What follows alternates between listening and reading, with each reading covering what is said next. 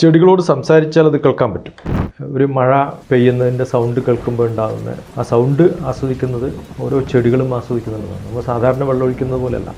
പ്രകൃതിയിലുള്ള എല്ലാ ശബ്ദങ്ങളും, ആ ശബ്ദങ്ങളെ കാത്തിരിക്കുന്ന ചെറിയ ജീവികളുണ്ട്. 126 കോടിയോളം വ്യത്യസ്ത ജീവികളുണ്ടെന്നാണ് എനിക്ക് തോന്നുന്നത്. എല്ലാ ജീവികൾക്കും ഇത് കേൾക്കാനും അവരുടെ റിലേറ്റീവ്സിന് ആ സൗണ്ട് ഫ്രീക്വൻസിയിൽ അത് കേൾക്കാനുള്ള കഴിവുണ്ട്. ഈ പശുക്കൾ പാല് ചോദിച്ചാൽ പാലിൻ്റെ അവരുടെ ഷെഡിൽ മ്യൂസിക് കേൾപ്പിക്കാതെ കേട്ടിട്ടുണ്ട്. പക്ഷെ ചെടികൾ ഇതെങ്ങനെയാണ് അഫക്റ്റഡ് ആകുന്നത്? എല്ലാ ജീവികളും ഉള്ളതുപോലെ തന്നെ ഫ്രീക്വൻസി എന്ന് പറയുന്നത് ഇലക്ട്രോ മാഗ്നറ്റിക് വേവ്സ് ആണ്. ഇപ്പോൾ സൂര്യപ്രകാശം അടിക്കുന്ന സ്ഥലത്തേക്ക് സൂര്യകാന്തി നോക്കുന്നത് പോലെ ആ സൂര്യൻ എന്ന് പറയുന്നത് വെളിച്ചം എന്ന് പറഞ്ഞാൽ 0.4 to 0.7 മൈക്രോമീറ്റർ വേവ് ലെങ്ത് ഉള്ള ഒരു എനർജി. നമ്മൾ കാണുന്നത് കണ്ണുകൊണ്ട്. അതുപോലെ നമ്മുടെ ഒരു ഇന്ദ്രിയമാണ് ചെവി, അതും ഒരു ഫ്രീക്വൻസിയാണ്. ആ ഫ്രീക്വൻസി വേവ് ആക്സെപ്റ്റ് ചെയ്യാൻ പറ്റുന്ന കുറേ ചെടികളുണ്ട്. ചെടികളോട് സംസാരിച്ചാൽ അത് കേൾക്കാൻ പറ്റും. ഇപ്പം ഞാൻ പണ്ട് വർക്ക് ചെയ്ത ഡൽഹിയിലുള്ള ഒരു ഓഫീസിൽ ഒരു തുളസി നട്ടിരുന്നു. സാധാരണ ജനലിൻ്റെ വലിപ്പം ഒരു 4 feet 6 feet ആണെങ്കിൽ ഡൽഹിയിലൊക്കെ മുകളിൽ ഒരു വെന്റിലേറ്ററും താഴത്ത് ഒരു ഓപ്പണിങ്ങും ഉണ്ടാവും. എല്ലാം കൂടി ഒരു 8 feet ഉണ്ടാവും. ഓഫീസുകളൊക്കെ 10 feet 12 feet ഹൈറ്റിലൊക്കെയാണ് സാധാരണ ഉണ്ടാക്കുക. അതിൽ ഒരു 2 feet ഡെസ്കിൽ വെച്ച തുളസി മുകളിലോളം വളർന്ന് തിരിച്ച് താഴത്തേക്ക് ഇറങ്ങുന്ന അത്രയും വളർന്നിട്ടുണ്ട്. ഒരു 15 feet വളർന്നിട്ടുണ്ടാവും. എൻ്റെ ഓരോ ഇലയും ഈ വലുപ്പമാണ്. ഞാൻ വളർത്തിയ തുളസിയാണ്. കാരണം വളരെ റെസ്ട്രിക്റ്റഡ് ആയിട്ടുള്ള ഒരു ഓഫീസിൽ ഞാൻ ഏറ്റവും കൂടുതൽ സംസാരിച്ചുകൊണ്ടിരുന്നത് എൻ്റെ തുളസിയായിട്ടാണെന്ന് പറയാൻ. അപ്പോൾ ആ തുളസിക്ക് നമ്മുടെ ഫ്രീക്വൻസി മനസ്സിലാവും, നമ്മളോട് സംസാരിക്കുന്ന മനസ്സിലാവും. അതുകൊണ്ടാണ് നാമം ചൊല്ലുന്നത് പോലും നമ്മൾ ചെടികൾക്ക് ചുറ്റും നാമം ചൊല്ലുന്ന ഒരു സങ്കല്പം എല്ലായിടത്തും ഉണ്ടല്ലോ. വൃക്ഷങ്ങൾക്ക് പോലും നമ്മൾ സങ്കല്പിച്ചിരിക്കുന്നത് ഇപ്പം മനുഷ്യന് ആസ്വദിക്കാൻ പറ്റുന്ന പോലെ ഞാനൊരു ആത്മാവിനെ കാണുന്നത്, ആലും മാവും ആത്മാവാണ്. ആത്മാവാണ് ആത്മാവ് ആയിട്ട് കാണുന്നത്. അതിനു ചുറ്റും പ്രദക്ഷിണം വെക്കുമ്പോൾ മൂലതോ ബ്രഹ്മരൂപായ മധ്യതോ വിഷ്ണുരൂപിണെ അഗ്രത ശിവരൂപായ വൃക്ഷരാജയത്തെ നമഃ എന്ന് പറഞ്ഞിട്ട് ചൊല്ലിയിട്ടാണ് വേണ്ടത്. അത് നമ്മൾ ചൊല്ലും, ഇങ്ങനെ ചൊല്ലും. ഒരു പാട്ടുകാരൻ ചൊല്ലുമ്പോൾ കുറച്ചും കൂടി ഇണത്തിൽ ചൊല്ലും. അതുകൊണ്ടാണ് ആ എനർജി ലെവലുകൾ കൂടുന്നത്.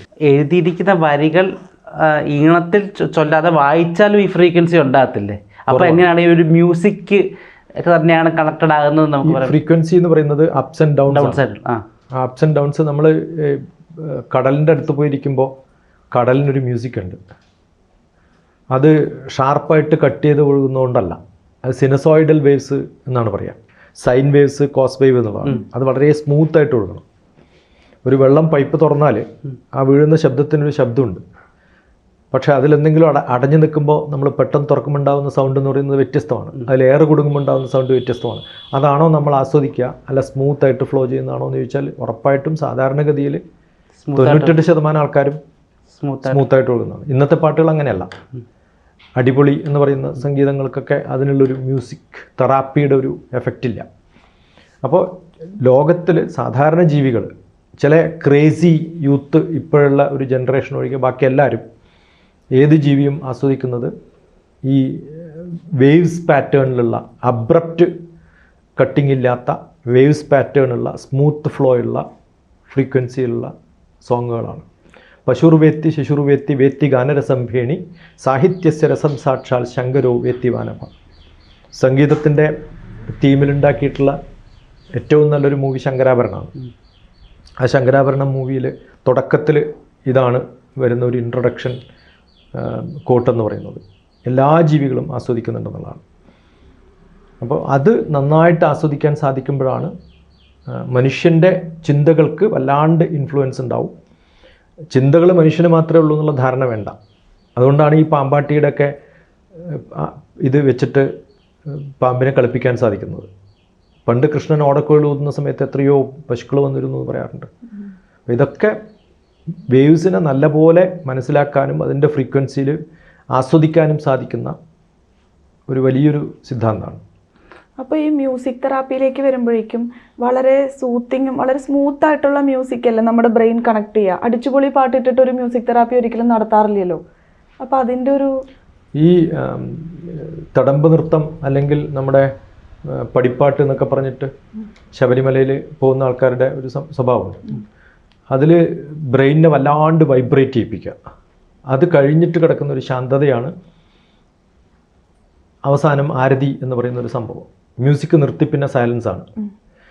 ഏത് തരത്തിലുള്ള അല്ലാണ്ട് നമ്മളെ എക്സൈറ്റ്മെൻറ്റിലേക്ക് എത്തിക്കുന്ന കുറേ എക്സർസൈസൊക്കെ കഴിഞ്ഞിട്ട് അവസാനമുള്ളതാണ് ശവാസനം.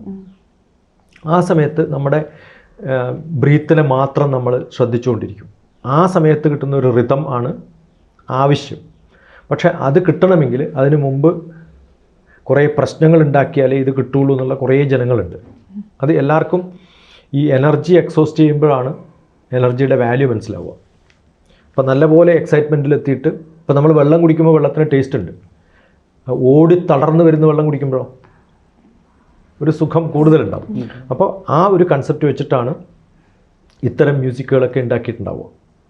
അതെല്ലാ സിനിമകളിലും നമ്മൾ കാണുന്ന നല്ലൊരു സ്റ്റണ്ടൊക്കെ കഴിഞ്ഞിട്ട് അവസാനിക്കുന്ന സമയത്ത് കിട്ടുന്നൊരു സുഖമുണ്ടല്ലോ, അതനുഭവിക്കാൻ വേണ്ടിയിട്ടാണ് കുറേ ദുഃഖങ്ങൾ കാണിച്ചു കൊടുക്കുന്നത്. അത് അവിടെ മാത്രം നിർത്തുമ്പോഴാണ് ഈ പ്രശ്നങ്ങൾ ഉണ്ടാകുന്നത്. അത് നിർത്താതെ അതിൻ്റെ ഒരു കൺക്ലൂഷനിലേക്കും കൂടി എത്തുകയാണെങ്കിൽ കുറേ മാറ്റങ്ങളുണ്ടാവും. അപ്പോൾ ഇത് ആവശ്യമാണ് എക്സൈറ്റ്മെൻറ്റ് ഉണ്ടാക്കാൻ. അത് കഴിഞ്ഞിട്ടൊരു സുഖവും കൂടി കിട്ടണം. അതാണ് അത്യാവശ്യമായിട്ട് വേണ്ടത്.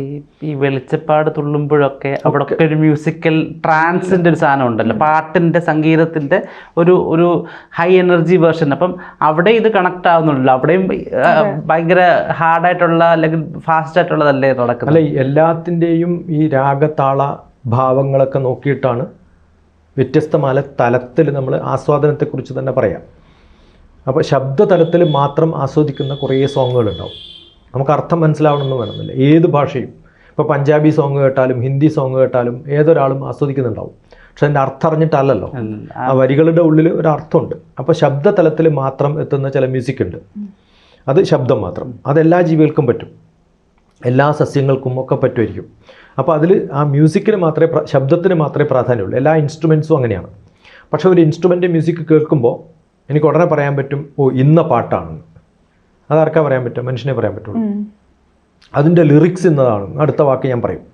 അപ്പോൾ ഒരു സോങ് അതിൻ്റെ ഭാവത്തിലേക്കെത്തി, അർത്ഥത്തിലേക്കെത്തി, അതിൻ്റെ കഥ ഇന്നതാണ് പറയുന്നത് എന്നും കൂടി അറിയുമ്പോൾ ലെവലുകൾ വ്യത്യാസമാവുന്നു മാത്രം. അപ്പോൾ ശബ്ദം മാത്രം കേട്ട് ആസ്വദിക്കുന്നവരുണ്ടാവും. പക്ഷേ ശബ്ദതലത്തിൽ നിന്ന് അർത്ഥതലത്തിലേക്കും ഭാവതലത്തിലേക്കും ഒക്കെ എത്തുന്ന ഒരു തോന്നൽ നമുക്കുണ്ടാകുമ്പോൾ അതിൻ്റെ ലെവൽ വ്യത്യാസം ഉണ്ടാവുമെന്ന് മാത്രം. പക്ഷെ എല്ലാവരും ആസ്വദിക്കും അവരവരുടെ ലെവലിൽ.